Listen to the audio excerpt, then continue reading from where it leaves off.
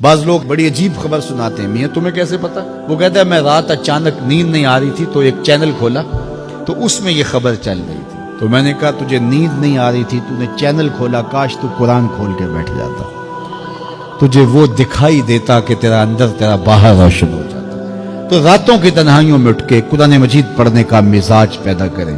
یار جو شخص نابینا ہے اسے کیا پتا کہ یہ پھولوں کی بہاریں کیا ہوتی، جو پیدائشی نابینا ہے اسے کیا پتا ہے کہ آسمان پر بزم کواکب کے رنگ کیا ہے، اسے تتلی کے پروں میں قدرت کی سنائی کا کیا اندازہ ہو سکتا ہے۔ اسی طرح جس کے دل کی آنکھ اندھی ہے اسے کیا پتا ہے کہ جمال خدا کیا ہوتا ہے، اسے کیا پتا ہے کہ سجدے کی لذت کیا ہوتی ہے، اسے کیا پتا ہے رکوع اور قیام کا مزہ کیا ہوتا ہے، اسے کیا پتا ہے کہ روزے کا سرور کیا ہوتا ہے۔ تو جس طرح آنکھ بے نور ہو جائے، آنکھ پر دھند، جالا، ککرے، سفید اور کالا موتیا اتر آئے، تو ہم سب کچھ بیچ کر کے بھی آنکھوں کا نور خریدنے کی کوشش کرتے ہیں، تو یار کبھی اجڑے ہوئے دل کا بھی تو علاج کرواؤ۔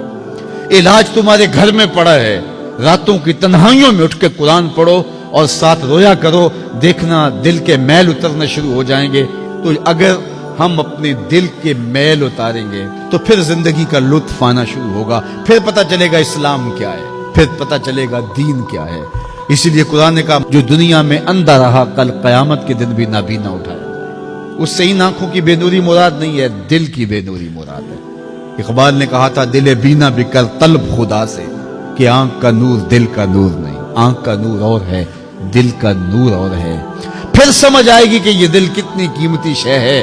اللہ نے بدن میں آنکھیں بھی دو رکھی ہیں، کان بھی دو رکھے ہیں، ہاتھ اور پاؤں بھی دو رکھے ہیں، لیکن دل ایک ہی رکھا ہے، اور دل عرش اللہ ہے، اللہ کا عرش ہے۔ تو آئیے دل سے زنگ اتاریں، میل اتاریں۔ تو حسد، حقد، کینے، بغض، نفرتیں یہ ہم پالے رکھتے ہیں، اپنی زندگی کو ہم نے خود بوجھل بنایا ہوا ہے۔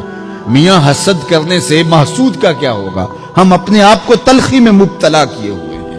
بغض رکھنے سے مبغوض کا کیا ہوگا؟ ہم اپنے آپ کو بوجھ میں مبتلا کیے ہوئے۔ تو اپنے دل سے یہ سارے بوجھ اتار کر کے جب دل کو مصفا اور مزکا کریں گے تو پھر دیکھیے کہ دل کے آئینے میں کیسے جمال یار دکھائی دیتا ہے۔ تو اس دل کی اصلاح ہوگی کثرت کے ساتھ قرآن مجید کی تلاوت کرنے سے۔